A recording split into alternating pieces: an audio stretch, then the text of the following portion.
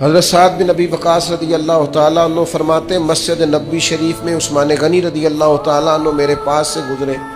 میں نے انہیں السلام علیکم کہا، انہوں نے میرے طرف چہرہ اٹھا کر دیکھا بھی پر میرے سلام کا جواب ہی نہیں دیا۔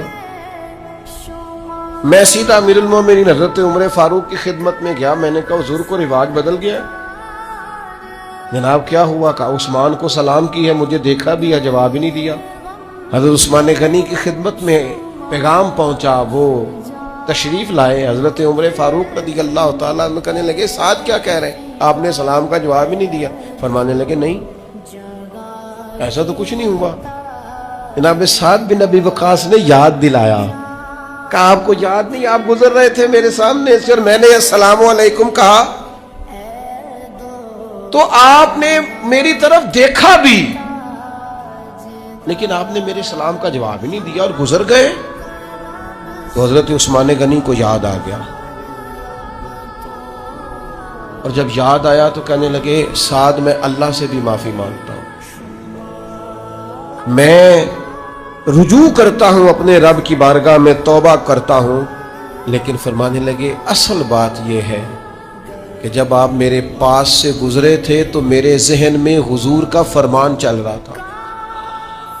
اور فرمایا میں نبی پاک کے اس فرمان کو سوچ رہا تھا جو سرکار نے ایک دفعہ مجھ سے کہا تھا،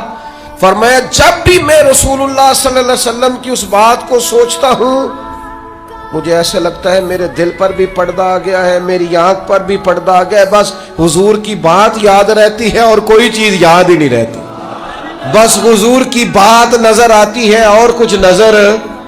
نہیں آتا، ہر چیز پر پردہ محسوس ہوتا ہے، پوری طرح طاری ہوتی تھی چیزیں۔ او دوستو ہمارے ساتھ بھی ایسا ہوتا ہے، کئی دفعہ بندہ پاس سے گزر جاتا ہے ہمیں یاد ہی نہیں رہتا، توجہ ہی نہیں ہوتی، کیوں کہ دماغ پر کوئی اور چیز سوار ہوتی ہے، چیزیں طاری ہوتی ہیں۔ حضرت عثمان غنی کے ذہن پر کیا سوار ہے؟ حضور کا ارشاد، نبی پاک کی باتیں، ہر وقت حضور کے تذکرے ذہن پر سوار ہیں۔ جب پوری طور پر سرکار کی باتیں طبیعت پر چھا جاتی ہیں پھر شرم و حیا پیدا ہوتی ہے، پھر سخاوت آتی ہے، عفت و پاک دامنی آتی، وزاداری آتی ہے، تقوی آتا ہے، ورع آتا ہے، زہد آتا ہے۔